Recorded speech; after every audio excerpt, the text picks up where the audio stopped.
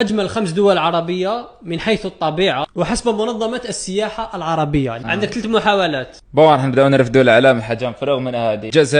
الجزائر حسب منظمة السياحة العربية في المركز الخامس. كانكم غالطين، منظمة السياحة حاجة فرغ منها ثاني.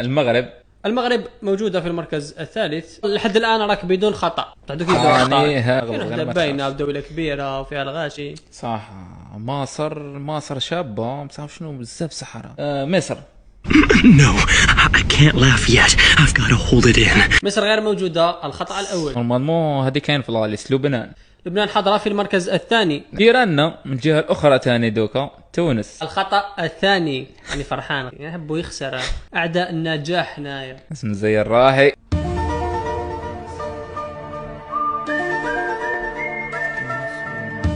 سلطنة عمان في المركز الأول كأجمل دولة عربية من ناحية الطبيعة. وادي شاب، وادي بني خالد، جبل الأخضر.